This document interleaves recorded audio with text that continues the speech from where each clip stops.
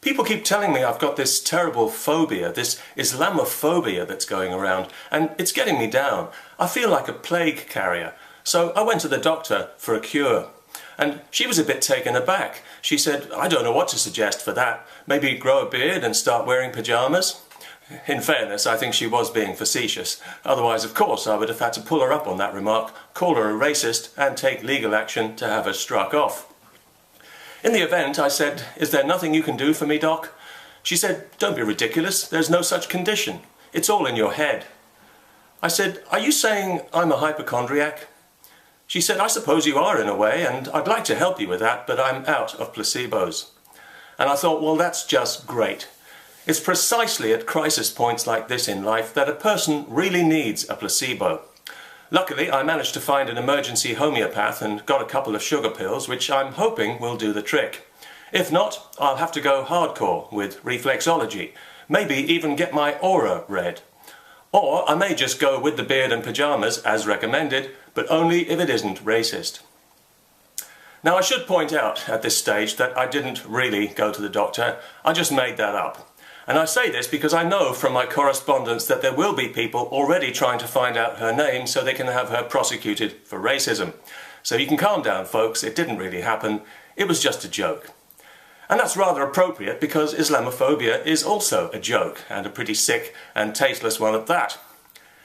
You know, for quite a while now here in Britain we've been hearing these very disturbing stories about a wave of attacks on Muslims and this tsunami of Islamophobia that's sweeping the land.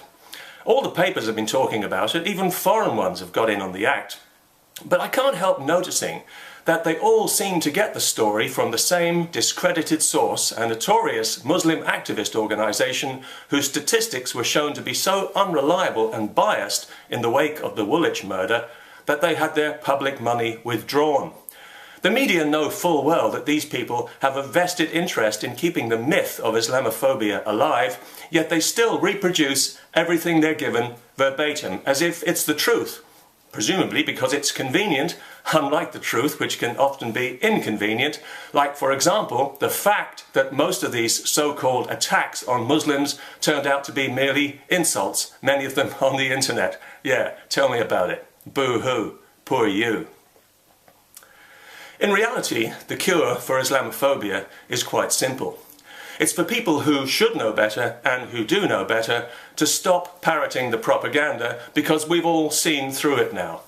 Everyone knows this word was deliberately invented just a few years ago for the express purpose of giving backward Islamic values traction in a society where they're not welcome and they don't belong. We know it doesn't describe a real phenomenon and that it's simply a crude attempt to impose a de facto blasphemy law on non-Muslims to stigmatize critics of Islamic supremacism falsely as racists and to shut them up. It isn't working, and it will never work, because the word has been so widely exposed as a statistically provable lie that the only people it stigmatizes are the liars who still use it. If you use this word, you effectively contaminate the integrity of all your opinions, because everyone can see that you're using it in the full knowledge that it is a lie, and that therefore you have a dishonest mind that can't be trusted. A mind so at odds with reality, in fact, that maybe you're the one who should see a doctor.